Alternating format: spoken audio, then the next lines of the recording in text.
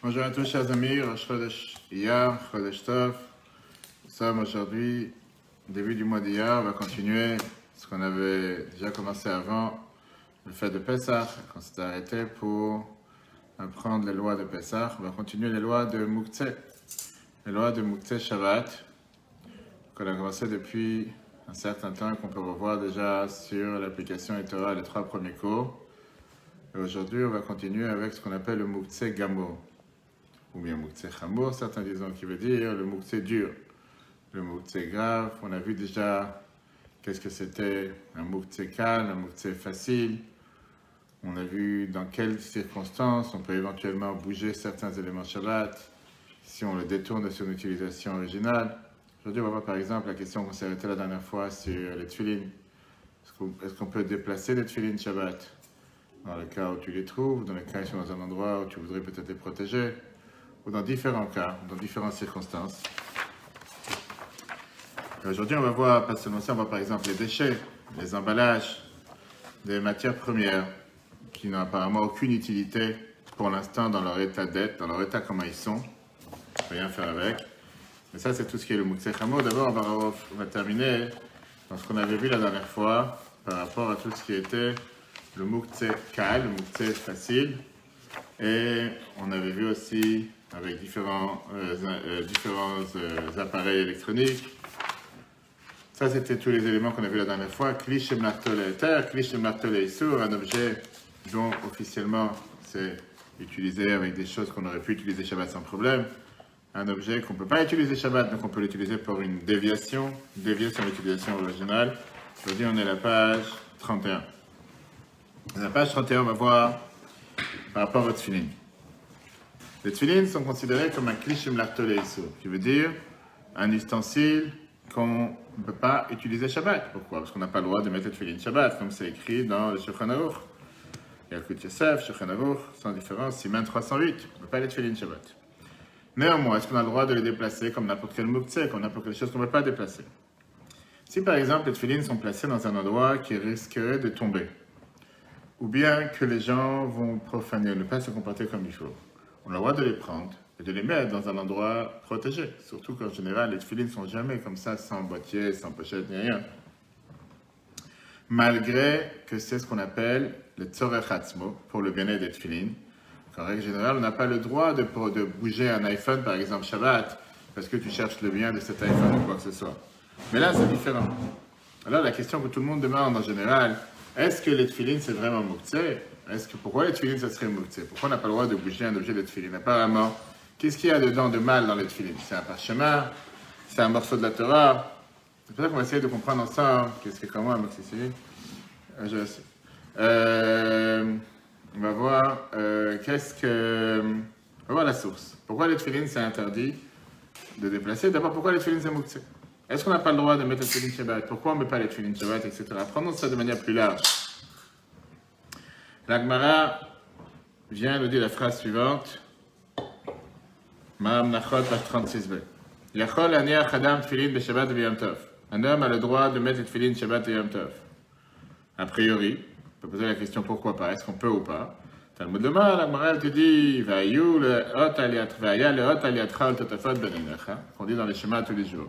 Le fait qu'on dit que les tefilines sera un signe, un symbole sur ta main, et un signe entre tes yeux, Mish etzrichim hot, celui qui a besoin d'avoir un signe. Yatsu Shabbatot v'yamim tovim shem gufam hot. Plus que Shabbat et Yom Tov, c'est déjà un symbole, c'est déjà un signe, le fait qu'on appartient au peuple juif, etc. De là, on apprend que Shabbat et Yom Tov n'ont pas besoin d'avoir un signe en plus. Qui veut dire, on n'a pas le besoin, mais il n'y a pas d'interdiction. Ça, c'est la Gemara. Donc, de la Gemara, c'est pas mâche, on ne comprend pas, c'est pas clair est-ce que c'est interdit. On dit que tu n'as pas besoin, parce que Shabbat, tu as déjà un signe, tu n'as pas besoin d'avoir un autre signe. Viens le Shulchan Aruch.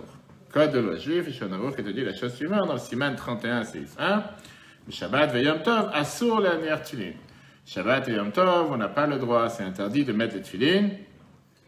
Pourquoi? Parce que tu as déjà un symbole. Si jamais tu vas rajouter un autre symbole, un autre signe, appartenance, peuple juif, etc., on va dire, tu as besoin d'avoir 2 signes, ça ne suffit pas d'en avoir un, comme si tu déconsidères un signe, et pour ça, on n'a pas le droit de le mettre. Ça, c'est le Shulchan Aruch. Donc, on voit que le Shulchan Aruch te dit que mettre et tefilin Shabbat, c'est en plus, il n'y a pas besoin. Pas seulement que c'est en plus, c'est comme si une profanation où ça serait de vouloir déconsidérer le signe que Shabbat amène déjà. Vient le Magen Avraham. Le Magen Avraham qui est amené dans le Shulchan Aruch d'Admor Hazaken, il te dit une autre raison pourquoi on ne met pas les tefillin Shabbat. Il te dit pour simple raison que puisque ce n'est pas le Zman Tefillin, ce n'est pas le moment dans lequel on met les tefillin, celui qui met les tefillin Shabbat, il peut transgresser dans Bal Tosif, qui veut dire on n'a pas le droit de rajouter une mitzvah. On sait très bien qu'il y a 613 mitzvot, donc tu n'as pas le droit de faire des mitzvot en plus. Vient le Shut Tzitz Eliezer, le responsable de Tzitz Eliezer, et lui te pose une question comme ça. Des enfants qui apprennent à mettre les tefillin chez un prof particulier, et n'ont pas la possibilité d'apprendre pendant la semaine. Le seul jour qu'ils peuvent apprendre, c'est le Shabbat. Est-ce qu'un prof a le droit d'enseigner à des élèves Shabbat comment mettre les tefillin? Là, on a vu tout à l'heure que Shabbat, pas seulement qu'on n'a pas le devoir de mettre les tefillin, on a dit qu'on n'a même pas le droit de mettre les tefillin, parce que les tefillin, c'est considéré un kli chez Mlachtol et Issour.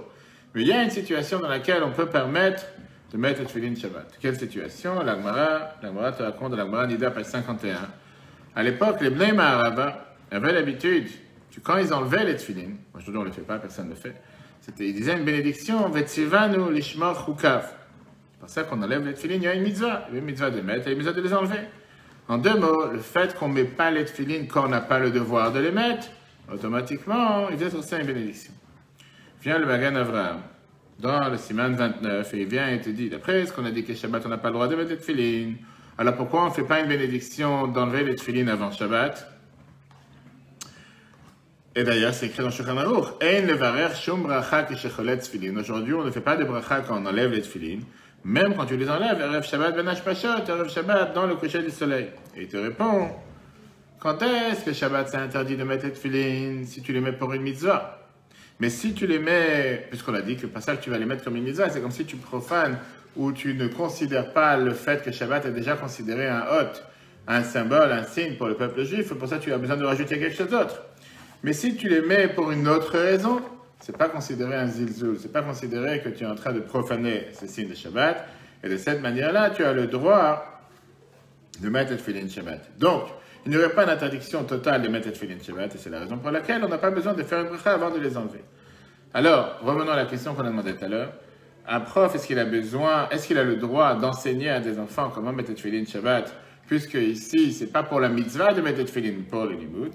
D'après ce qu'on a dit, les tefillin, puisqu'ils sont kli chez Mlachtol et Issour, en deux mots, le travail des tefillin, c'est interdit. Et puisque c'est Mlachtan et Issour, la manière comment on utilise les tefillin, c'est quelque chose d'interdit.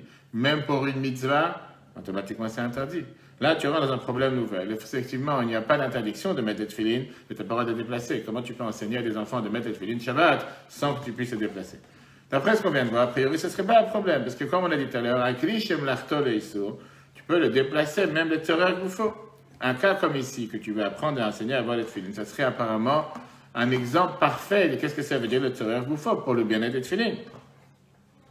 Mais le problème, c'est que au final, tu vas dire aux gens de pouvoir faire une chose pareille, va savoir qu'est-ce qu'ils vont faire avec, où ils vont les placer, etc. Donc certains te disent que même, le Tzitz Eliezer détermine que même si on va permettre à quelqu'un de faire une chose pareille, tout le temps que les tefillin sont dans tes mains, tu peux après les mettre dans l'armoire ou dans un autre endroit. La réalité, elle est qu'aujourd'hui, on ne met pas les tefillin Shabbat. Après, il y aura des dérogations, c'est très bien, on va voir plus tard qu'est-ce qui se passe quand tu trouves des tefillin dans la rue Shabbat. Est-ce que tu as le droit de les lever? Est-ce que tu as le droit de les garder? On ne rentre pas dans les faits, est-ce que tu as le droit de porter des choses Shabbat ou pas, mais bien sûr que pour le kavod des tefillin, il y avait une question qui s'est posée aujourd'hui en Israël. Il y a eu un incendie à Hadera, dans une synagogue en Israël, Hadera, peut-être que j'ai oublié maintenant, où il y a eu deux incendies dans un Sefer Torah, dans Aaron, avec des Sefer Torah en Israël pendant Pessah. Un qui a été fait volontairement et un qui a été fait par un court-circuit. La question, elle est, quand tu es par exemple un Aaron à Kodesh qui est dans une tour ou qui est dans un bâtiment, et que le seul moyen de pouvoir sauver le Sefer Torah, c'est de jeter par la fenêtre. Est-ce que tu as le droit de le jeter ou pas? Si tu ne le jettes pas, il brûle. Si tu le jettes, on ne fait pas une chose pareille. Est-ce qu'on a le droit de le faire ou pas? Et la réponse, elle est, après la halakha, pourquoi certains décisionnaires te permettent? Parce que dans ce cas-là, c'est le plus grand honneur que tu peux faire au Sefer Torah de le protéger, par ça qu'il ne va pas brûler, par ça qu'il ne le jette pas à la fenêtre. Donc c'est exactement la même chose que le tefillin Shabbat, on va revenir après. Ok. Passons maintenant à Moukser Gamour. Je veux dire, le niveau le plus élevé de Moukser, quatrième cours qu'on a aujourd'hui sur les lois de Moukser, les trois premiers cours, on peut les revoir sur l'application et Torah, qui est le Moukser, les choses qui sont, on ne peut pas bouger Shabbat, on ne peut pas déplacer Shabbat, des choses que tu ne vas pas utiliser. Ils sont totalement Moukser. Des choses que tu ne peux pas utiliser, comme c'est écrit dans la halakha, Moukser Gamour, qui veut dire, des choses que dans l'état actuel de comment ils sont, pardon, tu ne peux pas les utiliser. Et il y a pour ça deux types d'objets. Tu as un muktzeh mahmat gufo, qui veut dire il est muktzeh par son objet, par ce qu'il est. L'objet lui-même, il est interdit. Et après, tu as un muktzeh mahmat chesrankis, muktzeh du peur que tu vas risque de perdre de l'argent. On va voir qu'est-ce que ça veut dire. On va rentrer dans les détails. D'abord, le muktzeh mahmat gufo. La première sorte, c'est toutes les choses qui ne sont pas aptes à être utilisées telles qu'ils sont. Ils sont muktzeh par rapport à l'objet lui-même. Ça veut dire n'importe quel objet, que depuis le départ, la manière, dans l'état des choses, comment ils sont maintenant, tu ne peux rien faire avec. Dans les prochaines halachot, on va voir plusieurs exemples. Prenons d'abord les matières premières. Toutes les matières premières, états naturels qui n'ont pas été travaillées. Par exemple, des pierres, du sable, des branches, de l'herbe. Tout ça, c'est des choses que tu ne peux rien faire avec. Une branche, ce n'est pas un truc pour s'asseoir. Une pierre, tu ne peux rien faire avec. Ça s'appelle muktzeh mahmat gufo. Mais il y a aussi des objets qui ont déjà été travaillés, qui ne sont plus l'état première, mais en règle générale, on ne les utilise pas. Par exemple, des barres de fer. Qu'est-ce que tu vas faire avec une barre de fer comme ça, telle qu'elle est? Ou bien des poutres de bois. Des poutres en bois, qu'est-ce que tu vas faire avec? Exactement la même chose. Ça rentre dans les critères de muktzeh mahmat gufo. Alors, on trouve maintenant dans une question intéressante que beaucoup de gens demandent. Qu'est-ce que tu fais avec des dollars du Ravi ou des pièces du Ravi pendant Shabbat? Est-ce que tu as le droit de les déplacer ou pas? Ou quelqu'un qui a une collection de pièces. Collection de pièces, apparemment tu peux dire, les pièces, on sait que c'est muktzeh, l'argent tu peux rien faire avec Shabbat, ou pas utiliser. Mais comment tu peux transformer un muktzeh mahmat gufo, qu'on vient de voir que par son être, par ce qu'il est, devient un muktzeh, en le rendant non muktzeh? Comment tu peux faire une chose pareille? Comme on l'a dit tout à l'heure, tout ce qui est matière première, dans la matière la plus naturelle, en général c'est muktzeh mahmat gufo. Pierre, sable, branche. Malgré que la pierre, tu peux l'utiliser. Comment? Tu peux déjà casser des noix avec. Ce n'est pas un peu pour ce soir. Mais moi, c'est pas fait pour. Qu'est-ce qui c'est pas fait pour? C'est muktzeh. À partir du moment que tu as transformé cette matière première pour quelque chose, ça ne s'appelle plus muktzeh mahmat gufo, ça devient un keli. Et donc, je dois comme un keli, ça veut dire un réceptacle, un récipient. Et donc maintenant, je dois commencer à réfléchir, est-ce que c'est un kli chez mlachto le éther ou kli chez mlachto le issour? Est-ce que c'est un keli avec un ustensile avec lequel je peux faire quelque chose de permis ou quelque chose d'interdit? Ou bien muktzeh pour une paire d'argent, qu'on va voir après de quoi on parle. Très bien. Dans la halakha, on te dit que tu peux très bien prendre une matière première et la transformer en tant qu'un keli, en tant qu'un récipient. Même dans sa manière actuelle des choses.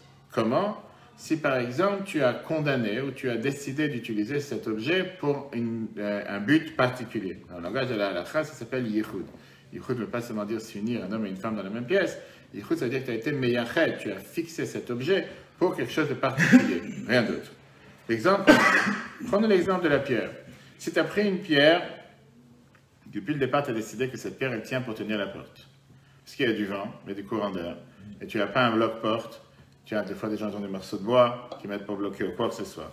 Automatiquement, cette pierre n'est plus une pierre brute que tu trouves dans la rue, que tu fais rien avec, et qui est considérée muktzeh mahmat gufo. Cette pierre, elle est considérée un keli, et tu as le droit de la déplacer.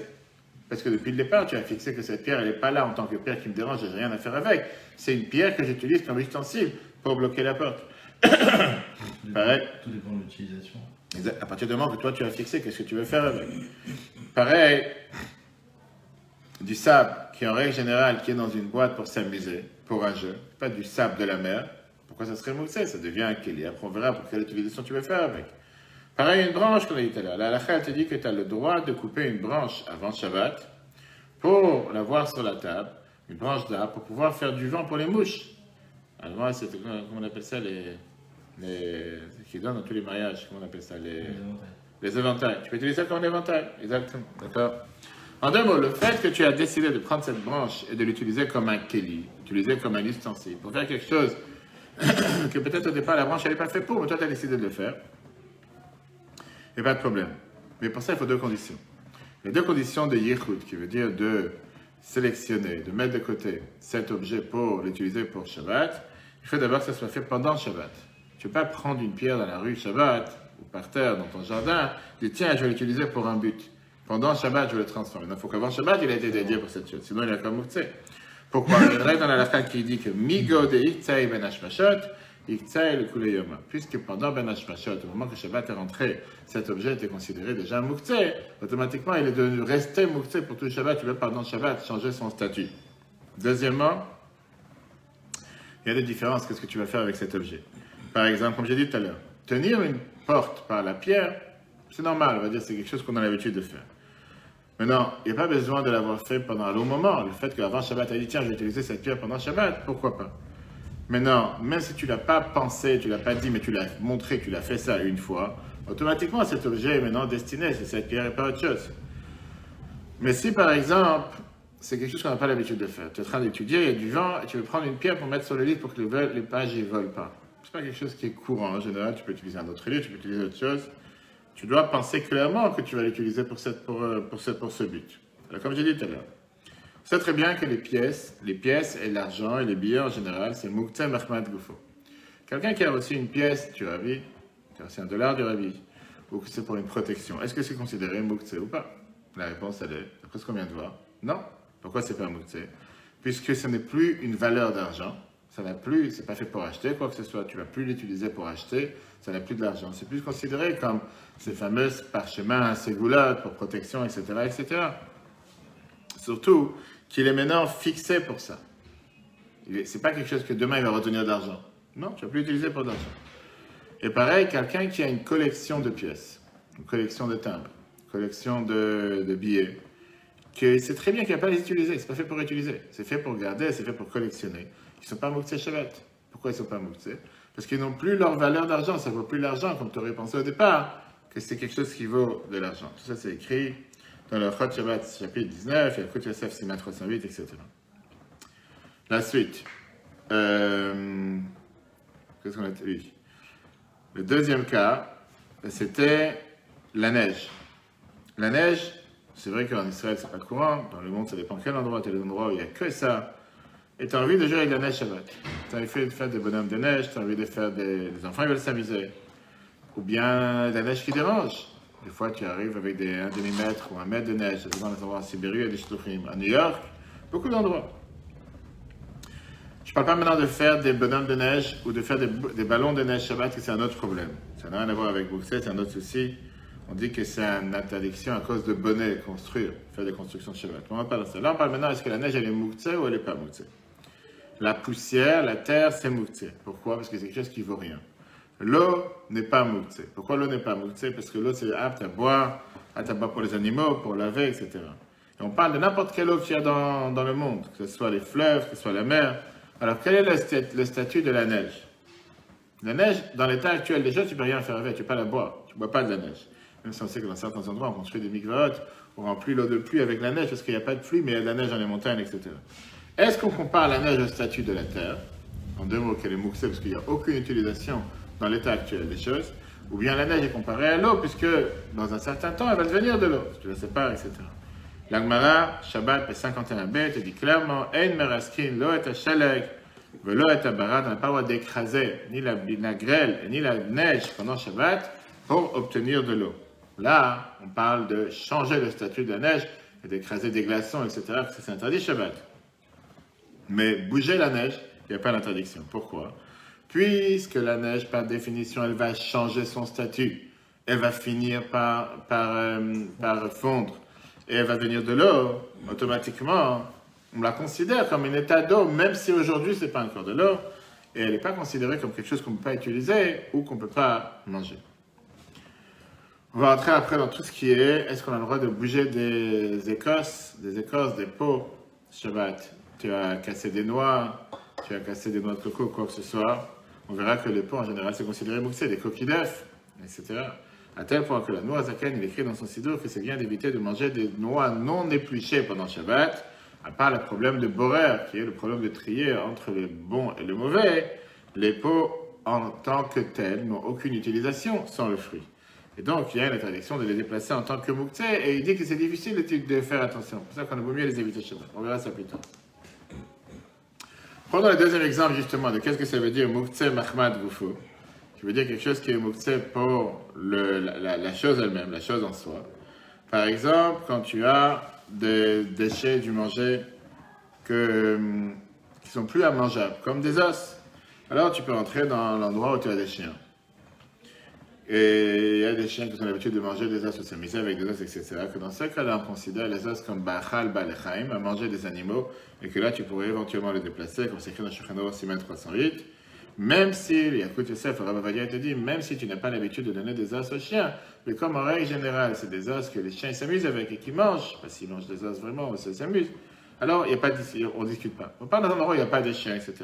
Pareil, des pots de coquilles d'œufs, des pots de fruits et de légumes que tu as épluchés, des gravats, poubelles, toutes ces choses-là, c'est considéré Mouktseh Mahmad Goufo. On ne rentre pas du tout maintenant dans les critères de est-ce qu'on a le droit de les déplacer Mipnei Kavod Abriot, qui veut dire à cause du respect des êtres humains. Ça, on va y revenir après. Tout ce qui sont la vaisselle, tout ce qui sont les ustensiles qu'on utilise une seule fois, en plastique, que tu as jeté à la poubelle, c'est considéré aussi Mouktseh Mahmad Goufo. Même s'ils sont propres et même si tu vas les recycler. Pourquoi? Parce qu'en règle générale, une fois qu'on les a utilisés une fois, on ne va pas les réutiliser une autre fois. Et c'est pour ça qu'on les jette à la poubelle. Une fois que tu les as jetés à la poubelle, c'est considéré Mouktseh. Par exemple, une assiette que tu as amené des fruits dessus et qu'elle est restée propre, ou un verre dans lequel tu as bu de l'eau, et tu as jeté à la poubelle, c'est considéré maintenant du psolète, c'est considéré des déchets, et ça devient Mouktseh. Pareil, n'importe quel emballage, n'importe quelle chose que tu vas utiliser, une fois que l'emballage de biscuits, de gâteaux, quoi que ce soit, une fois que tu as vidé le contenu de cet emballage, ou des bocaux je sais pas, de tarama, va savoir n'importe quelle autre chose. Il n'y a plus rien à l'intérieur. Qu'est-ce que tu vas faire avec? N'importe quelle personne normale, là-bas, ne va pas les utiliser. Qu'est-ce que tu fais avec? En général, tu les mets à la poubelle et c'est fini. Tu n'es pas là en train de t'amuser. Joue avec. Tu peux les transformer je sais pas, en ballon, on va savoir quoi d'autre.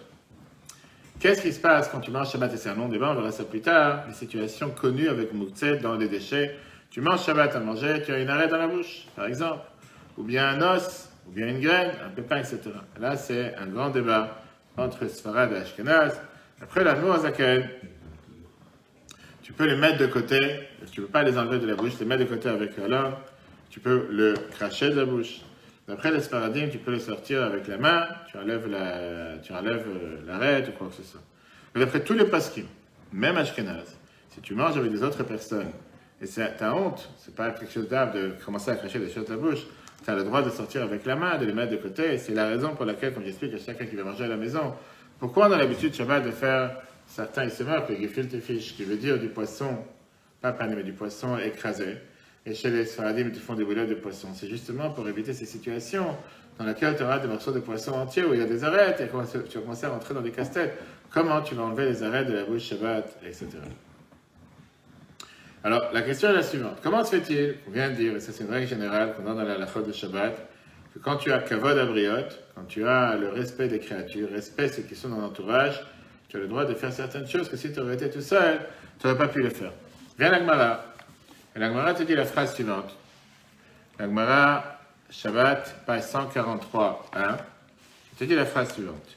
Anégarine et des tambre, ces graines de date, Assour le taltoulim, on n'a pas le droit de les déplacer. Et la morale te dit, alors comment tu fais pour nettoyer la table après les déchets qui restent sur la table? D'abord, la morale te dit, qu'est-ce qu'il faisait Shmuel à l'époque? Que les graines, il les mettait dans un endroit où il y a du pain. Par exemple, une assiette où il y a du pain, etc. Il les mettait sur le même côté ou sur le même plateau. Et après, il déplaçait tout ensemble. Et donc, le déchet était considéré comme annulé par rapport au pain. Et c'est comme ça que c'est aussi tranché dans la halakha. Siman 308. Rava te disait qu'il mettait ça dans un bocal avec de l'eau. Et après ça, quand il déplace la table, quand il commence à nettoyer la table, en réalité, il déplace le bocal avec l'eau ou le verre avec de l'eau et il ne déplace pas les graines en eux. La morale amène une autre idée de Ravuna Abré de Rabbi Yeshua qui disait qu'il amassait les graines ou les déchets jusqu'à ce que ça vienne un tas, que c'est sale, c'est pas propre. Et à ce moment-là, tu as le droit de les déplacer. Pourquoi? Bipne kavod abriot et tiru tiltul muktzeh. Ça, c'est la règle que pour le respect des créatures, quelqu'un de normal, il ne laisse pas les déchets sur la table. Pour le kavod abriot, tu as le droit de déplacer les créatures, comme c'est écrit dans la halakha Siman 308. La morale te dit, mais il y a un problème avec ça. C'est quoi le problème? Le problème, c'est que enosim graf shel rei lechatrila. Graf shel rei veut dire un tas d'ordures, un tas de poubelles. Tu n'as pas le droit depuis le départ de former un tas de poubelles, après dire, bon, maintenant c'est sale, la table n'est pas propre, maintenant je vais déplacer. Ne le fais pas. Et après, tu n'auras pas de problème de devoir le déplacer ou pas. En deux mots, tu n'as pas le droit de te ramener à une situation dans laquelle la chose va devenir abominable ou dégoûtante, et après tu vas dire, ben maintenant il faut le déplacer parce que c'est pas propre devant les gens. Pourquoi tu as fait une chose pareille? Tu pouvais éplucher les choses sur la poubelle directement, pourquoi tu les as épluchées ici? Donc comment est-ce possible de pouvoir utiliser ce qu'on vient de dire, cette ruse? C'est ça que la Gemara te dit que depuis le départ, c'est mieux de ne pas mettre tous ces graines et tous ces déchets, on n'épluche pas les choses à table. La réalité est que la majorité des gens n'épluchent pas les fruits, les légumes, etc. sur la table. En général, les gens te servent des plateaux déjà prêts, etc. Il y a des situations dans lesquelles, oui, tu n'as pas le choix. C'est une raison pourquoi la Gemara a dit qu'on évite de les manger Shabbat, à cause de ça, d'accord? Viens, Rav Shachat, il te dit, par exemple, tu avais l'habitude de jeter les graines avec sa langue par au-dessus de la table, dans un endroit qu'il n'a pas besoin de les déplacer. C'est à l'époque, les gens ne faisaient pas forcément attention, c'est la manière des gens de manger. Comme tu vois que les certains pays d'Afrique du Nord, les gens ils mangent sans fourchette, sans couteau, ils sont tous assis autour d'un plateau de couscous et chacun mange avec ses mains. Va penser que dans un pays civilisé, normal, les gens mangent comme ça, c'est quelque chose qui est impensable. Mais tu as beaucoup de gens que pour eux c'est la manière de penser, c'est la manière de manger, pour eux il n'y a rien de différent. Rav Papa, il avait l'habitude de les jeter derrière le lit où ils étaient assis. À l'époque, ils ne mangeaient pas sur des chaises, ils mangeaient sur des lits. La Gemara te dit ce qu'il faisait. Maintenant, le fait que la Gemara te dit que Rav Shachat était jeté avec sa langue, craché par l'arrière, c'est que la Gemara vient te dire que même garder la graine ou les graines dans ta bouche, c'est un problème. Et si tu veux les jeter, la meilleure des choses, c'est avec la langue, de l'autre côté. Il y en a qui disent que non. Au contraire de la Gemara, je pourrais comprendre que le problème, c'est quoi? C'est de les débarrasser de la table. Mais les sortir de la bouche, c'est pas de problème. Alors, effectivement, pardon. D'accord? Maintenant alors, quelle est la raison pourquoi on parle concrètement? Comme on l'a dit, il y a deux raisons. Et ces deux raisons ne sont pas forcément claires. Première raison, la halakha te dit que tout celui qui prend du moukse de manière permise, ça veut dire que tu as pris un cliché marteau on avait vu ça dans les cours précédents, pour son endroit ou pour l'objet lui-même, tu peux continuer à le tenir dans la main jusqu'à ce que tu vas le déplacer dans un endroit et tu le mets dans un endroit où tu peux. Pareil ici, puisque tu as déjà le moukse dans ta bouche, quelque chose que tu n'avais pas pu déplacer originalement, tout le temps que tu ne l'as pas abandonné, tu peux le tenir et le mettre où tu as envie, mettre à la poubelle, etc. Le problème ici, il est de deux problèmes. Premièrement, certains te disent que cette ruse peut marcher seulement dans un objet que tu peux éventuellement déplacer, pas dans les autres sortes de moukse comme ici, qui est le moukse Mahmoud Goufo. Deuxièmement, ici, c'est pas si simple de le sortir de la bouche, mais dans une main, de le passer dans une autre main, parce qu'à ce moment-là, c'est comme si, quand une fois qu'il est de la bouche à la main, tu l'as pris une nouvelle fois. C'est pas qu'il était déjà dans ta main, et dans ta main, tu peux mettre autant envie. La Gemara, elle vient, elle te parle, quand on parle dans la Gemara Shabbat 142, trier le manger Yom Tov. Que quand tu as énormément de manger et tu as très peu de déchets, tu as le droit d'enlever les déchets et de laisser le manger. C'est vrai que Yom Tov, on a le droit de trier. Pourquoi? Parce que ça fait partie de Mlechet Ochel Nefesh. Tu as le droit de préparer à manger Shabbat, et Yom Tov, pas comme Shabbat. Mais le déchet, il est considéré moukse. Alors comment tu as le droit de lever le déchet et laisser le manger dans l'assiette ou dans le plat? Bien, Rabbeinu Tam a été dit que puisque le manger est plus majoritaire que les déchets, automatiquement les déchets sont annulés face au manger. Tu as le droit de prendre le manger et d'enlever le déchet du manger et de le jeter, sans problème. Parce que la majorité que tu as dans le plateau ici, c'est du manger. En deux mots, le fait que les déchets, c'est minoritaire par rapport au manger, c'est pas considéré du déchet interdit à déplacer, tu peux le déplacer. Pareil, on peut apprendre la même idée pour ici en te disant que les graines qui sont encore dans la bouche ne sont pas considérées un déchet important pour ne pas le devoir déplacer, et donc tu peux les enlever avec la main et les déplacer. Mais ça, c'est aussi problématique. Pourquoi? Parce qu'on ne peut pas dire que ces déchets sont annulés face à la bouche. La preuve, elle est que quand tu as une arête, ça dérange. Donc ça a une importance. La conclusion, elle est quoi? Tout ce que disent les décisionnaires de notre temps, que si tu manges avec des autres personnes, tu manges avec ta femme, tes enfants, peu importe, tu n'es pas tout seul, et que ce n'est pas honorable de face aux gens de cracher les déchets ou les os, ou bien les noyaux, etc., tu as tout à fait le droit de sortir avec la main. Pourquoi? Parce que les Chachamim, ils ont permis de bouger un moukse, mais tenait kavod abriot, à cause du kavod des créatures. Tu es en train d'éplucher des œufs. On a eu Pessah, les œufs sur le plateau. Tu es en train d'éplucher les œufs de Pessah ou tu es en train d'éplucher des fruits. Pendant que tu épluches, tu as le moukse dans les mains. Qu'est-ce que tu fais? Qu'est-ce qu'on te dit? Tu n'épluches pas, tu manges avec la peau, après tu craches. Comment on doit faire? La halakha te dit qu'il n'y a aucun problème d'éplucher. Parce qu'au moment où tu épluches, ce n'est pas encore un déchet. Ça fait partie du fruit. C'est une partie du fruit. La peau de l'orange, elle fait partie du fruit. La peau de la pomme fait partie du fruit. Une fois que tu as épluché, maintenant, la question, qu'est-ce que tu fais avec? Ça, maintenant, c'est moussé. Tu n'as aucune utilité avec ça. Qu'est-ce que tu vas faire avec?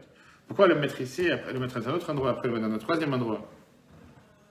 Tu as le droit directement. Tu n'as pas le devoir de dire, ah, tu dois le lâcher parce que c'est moussé. Tu peux le prendre, le mettre dans la poubelle. Ou bien le mettre, si tu veux, dans une assiette, directement que tu vas jeter. Mais la halakha considère que c'est mieux d'éplucher sur la poubelle directement. Automatiquement, tu as besoin d'avoir affaire avec cet objet qu'après tu devras le déplacer parce qu'il y a le respect des autres, etc. Le repas de Shabbat. Comment tu fais tout le monde à manger à table? Tu as 20 invités à la maison, comme tu as l'habitude à chaque fois. Et il te reste des déchets sur la table. Peu importe, des assiettes à jeter, des papiers à jeter, n'importe quel déchet qu'il y a sur la table. Tu as le droit de prendre avec les mains n'importe quelle chose, tout ce qui est, on va voir plus tard dans le 6e cours, tout ce qui est considéré un déchet qui est abominable ou dégoûtant. En régional, aujourd'hui, n'importe qui va manger de l'assiette de l'autre, qui va manger qui va utiliser le mouchoir que l'autre a utilisé. Tout ça, ça rentre dans les mêmes critères. Et le reste, tu peux laisser avec la nappe que tu vas jeter. Qu'est-ce que tu attends de débarrasser toute la nappe? Si la nappe même tu vas jeter. En général, tu as les nappes en plastique jetables. Tu prends la nappe et tu jettes tout. Certains vont te dire que tu as même le droit de le faire avec une serviette. Avec la serviette, tu bouges toutes ces choses-là. C'est ça que tu bouges, aucun problème. Ça, on verra ce que ça veut dire plus tard dans les différents, tu sais, comment on fait avec style tout le minatsat. Qu'est-ce que ça veut dire bouger du côté? Bouger avec la main en arrière, bouger avec le coude.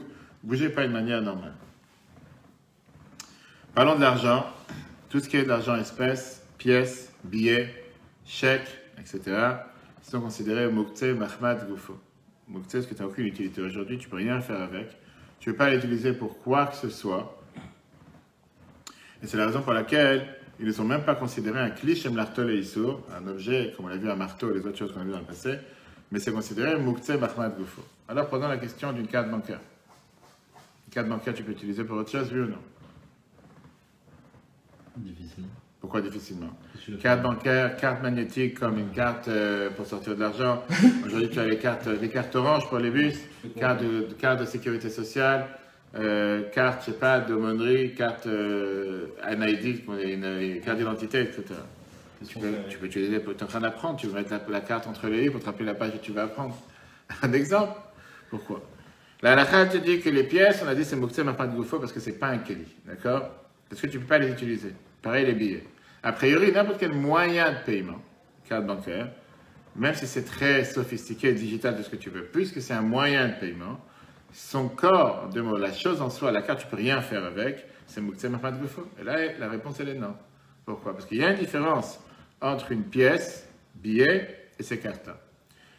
Parce qu'un objet dans lequel quelqu'un l'utilise pour son utilité personnelle, bien sûr que tu peux l'utiliser pour un keli. Une identité, par exemple, une carte d'identité.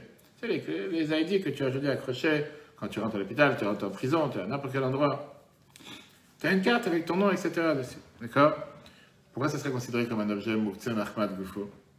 Et donc, automatiquement, une carte magnétique que tu as aujourd'hui pour entrer dans différents objets, différents bureaux, même si tu ne vas pas l'utiliser Shabbat, mais tu peux l'utiliser comme, ça peut être considéré comme un keli. La question, elle n'est pas ça. La question, elle est, comme on verra dans la deuxième partie, pas aujourd'hui, le prochain cours, est-ce que ça rentre dans les critères de Muktzeh Mahmad Chesrankis, une perte d'argent? Pourquoi? Parce que tu n'as pas envie de les utiliser pour n'importe quoi. C'est quand même quelque chose d'important. Tu n'as pas utiliser ta carte bancaire pour rien faire avec. Enfin, juste la mettre n'importe où, tu sais très bien que si tu risques de la perdre, ça cause des ennuis, il faut commencer à l'annuler, etc. Et donc, celui qui a l'habitude d'utiliser ces choses-là en général pour des autres utilisations, ou bien, comme j'ai dit tout à l'heure, par exemple, les gens ils utilisent ça pour lire des lignes sur un livre que c'est trop serré et qu'ils veulent garder la ligne où ils suivent leur kumash, ou peu importe. À ce moment-là, ça veut dire que c'est quelqu'un qui ne fait pas attention, il peut l'utiliser pour n'importe quelle autre chose. Pour lui, c'est sûr que ce n'est pas Muktzeh Mahmad Chesrankis. Il pourrait très bien l'utiliser Shabbat pour une autre utilisation, puisqu'il a montré que toute la semaine, il l'utilise pour n'importe quelle chose. Quelqu'un qui, effectivement, la seule chose pourquoi il les utilise, c'est pour leur utilisation originale, et il sait très bien qu'il ne va pas les utiliser pour n'importe chose, pas mettre dans un livre, dans un siddur, dans un fromage, j'ai peur qu'il va les perdre, là, il ne va pas les utiliser. Les animaux, est-ce que c'est Muktzeh ou pas? Tous les semaines, il y a des questions, j'ai un cours de Rabbanim qu'on a ensemble, les gens demandent avec t'as un perroquet, c'est vrai de prendre un perroquet dans la maison, je ne sais pas te déplacer. De base, il ne faut pas d'animaux. De base, c'est très bien, mais moi j'ai cité les animaux, qu'est-ce que tu fais avec? Regarde le Shulchan Aruch Admorazaken, Siman 308, il te dit que tous les animaux domestiques, comme des oiseaux, comme j'ai dit, des perroquets, des poissons que les gens ont dans la maison, chiens, chats, poussins, tortues, ce que tu veux, c'est considéré Muktzeh Mahmad Gufo. Tu peux avoir de toucher Shabbat. Alors, comment on va donner à manger à un animal domestique? Quelqu'un qui a un chat, qui a un chien, est-ce qu'il a le droit de promener un chien Shabbat? Même dans un cas de Tzav Alechaim, tu n'as pas le droit de déplacer un animal Shabbat, c'est un problème. Malgré qu'ils sont Muktzeh, tu as le droit de faire sortir un chien Shabbat dans un endroit bien sûr où il y a un héros. Pourquoi? Parce que le fait de tenir un chien avec la laisse, c'est pas considéré que tu l'as porté. Parce qu'il marche avec ses propres pieds, comme ça s'écrit dans le Shulchan Aruch Siman 305. Donner à manger à des animaux Shabbat, c'est pas interdit. Il n'y a pas d'interdiction de Muktzeh. Les Chachamim ont interdit de donner à manger des animaux Shabbat qui ne sont pas les tiens, que tu n'as pas le devoir de les nourrir, qui ne grandit pas chez toi à la maison. Tu n'as pas le droit de fatiguer pour le Shabbat. Mais un animal qui appartient à toi, tu n'as pas le mal de le donner à manger. Question qui est très courante. Le congélateur s'est arrêté de fonctionner pendant Shabbat. Est-ce que tu as le droit de sortir ce que tu as dans le congélateur pour le mettre chez les voisins, dans un endroit où tu peux porter? Maintenant, la réponse elle est qu'on sait très bien qu'un poulet congelé, il est moxé Shabbat, que tu ne peux rien faire avec. Tu vas dire, bien sûr, si tu vas le manger dans quelques heures, je ne parle pas de ça. Mais non, qu'est-ce que tu... Le challah congelé, c'est différent. Un poulet congelé, il est moxé. Lors du fait qu'on porte dans l'appartement. Tu ne portes pas, là, tu n'aurais pas de problème. Mais je te dis, même si tu, par exemple, dans un endroit où tu peux porter, tu peux porter avec un autre voisin. Disons que tu es un héros ou quoi que ce soit, ou c'est un endroit où il n'y a pas de problème de porter. Néanmoins, dans le cas où tu risques d'avoir une perte d'argent conséquente, où tu dois, là, ça sera permis. Quand c'est quelqu'un, par exemple, je sais pas, dans son congélateur, plusieurs kilos de viande, plusieurs choses importantes, qui ne peut pas dire qu'est-ce que je vais faire, je vais le laisser comme ça sans rien. Mais parlons par exemple de tout ce qui est le manger non cuit, que tu ne peux pas les manger tels qu'ils sont. Ça rentre encore une fois dans les critères de Moukse, Mahmad, Goufo. Du riz non cuit, des pommes de terre cuites, du poisson et de la viande non cuits, qu'ils soient frais ou qu'ils soient congelés, de la farine, la poudre pour faire de la soupe, ozem, etc. La poudre de cuisson, pour cuire n'importe quelle chose que tu utilises seulement pour cuire ou pétrir, bref, tous ceux qui ont des armoires de pâtisserie et tous les produits que tu utilises, que tu ne les manges pas comme ça à la cuillère. C'est fait pour pétrir, pour cuire. Brut, cru, tu fais rien avec. C'est considéré Moukse, Mahmad, Goufo, comme ça c'est écrit dans Shulchan Aruch Siman 308. Particulièrement, quand tu sors des objets du congélateur, ou quand tu sors des objets du frigidaire, et que tu as parfois là-bas des éléments qui ne sont pas prêts pour manger maintenant, que tu les mets au frigidaire parce que tu ne veux pas les laisser quand ils ne sont pas au frigidaire. Comme j'ai dit tout à l'heure, si tu as un congélateur qui s'est esquinté pendant Shabbat et tu as peur que là-bas tu vas avoir une perte d'argent, tu peux les faire passer à un autre congélateur, même si c'est du poisson ou de la viande qui n'est pas cuit. Alors, qu'est-ce qui se passe avec cette règle de perte d'argent? Est-ce que c'est permis ou interdit? La réponse elle est, certains pensent que même un manger qui est apte à manger pour un chien, même s'il n'est pas apte à manger pour un être humain, il n'est pas mouktsé. Et donc même des choses crues, que peut-être un chien il mangerait, c'est pas considéré mouktsé. Dans un cas normal, en temps normal, on ne va pas s'appuyer sur ces avis. On va dire qu'un manger qui n'est pas prêt, tu ne peux pas le déplacer parce que c'est un mouktsé Mahmad Goufo. Mais quand tu as une perte d'argent, on peut s'appuyer sur ces avis qui te disent que puisque toi tu ne peux pas manger, mais un chien peut en manger, alors ça serait permis de le déplacer. Maintenant, qu'est-ce que ça veut dire quand tu dis une perte d'argent? Quand tu dis que tu as une perte, c'est pas que tu as le droit de déplacer n'importe quel mouktsé et faire ce que tu as envie. Là, tu as du manger congelé. Et tu déplaces le manger congelé pour le bien-être du manger. Parce que si tu ne vas pas le déplacer, et le congélateur il est éteint, il va s'esquinter. Donc, ce n'est pas que tu as une perte d'argent du fait que tu vas perdre l'argent que tu as mis dans ce manger qui te permet de déplacer le mouktsé. C'est seulement que dans un cas pareil, on s'appuie dans la vie qui te dit qu'un manger pareil n'est pas mouktsé. Pas que parce que tu as perdu de l'argent, mais la Torah s'inquiète. Tu as un argent entendu pour toi, c'est comme j'ai dit tout à l'heure, puisqu'il y a une avis qui te dit... Il redevient mouktsé dès que tu le mets dans le nouveau congélateur. Oui, mais encore une fois, pourquoi? Parce que tu as une avis qui te dit que même s'il est mouktsé pour toi, il n'est pas mouktsé pour un chien. D'accord? Donc en temps normal, on ne s'appuie pas sur cette avis-là. Mais quand il risque d'avoir une perte d'argent, je dis, tu sais quoi, c'est pas grave. Changeons le statut de cet objet. Et ce morceau de poulet qui est maintenant congelé, puisqu'il pourrait éventuellement être interrogé par un animal, il n'est pas considéré mouktsé. Ça, c'est la différence, comme on l'a vu dans le premier chapitre, entre tout ce qui sont des choses que tu utilises ou des objets. Par exemple, tout ce que c'est des choses que tu as besoin, tu utilises les choses en eux-mêmes, et tu ne fais rien avec eux de manière différente, mais c'est des choses que cette chose-là, il est interdit de faire Shabbat, automatiquement c'est considéré mouktsé Mahmad Goufo. Comme on a vu tout à l'heure, que ce soit l'argent, que c'est des billets, des choses que tu ne peux pas essayer de détourner, de dire que c'est une utilisation pour faire avec ça quelque chose de Shabbat. Il n'y a pas comment détourner. C'est pour ça que, par exemple, tous les dossiers du commerce, n'importe quelle chose qui sont, par exemple, des contrats d'assurance, des factures à payer, qu'est-ce que tu fais avec Shabbat? Qu'est-ce que tu vas utiliser une facture pour Shabbat? Parce que j'ai besoin de faire de l'air. Peut-être, tu vas faire un éventail. Des cigarettes, de la lessive, tout ce qui est, ce que tu mets dans la lave-vaisselle, tout ce qui sont des sprays pour nettoyer les vitres. Et n'importe quelle chose pareille sont interdits de déplacer Shabbat. De la colle, du scotch. Pourquoi c'est interdit de déplacer Shabbat? Parce qu'elles sont considérées, c'est pas grave. Parce qu'elles sont considérées mouktsé Mahmad Goufo. Qu'est-ce que c'est mouktsé Mahmad Goufo? C'est mouktsé par rapport à leur essence, ce qu'ils sont. Terminons avec un autre détail.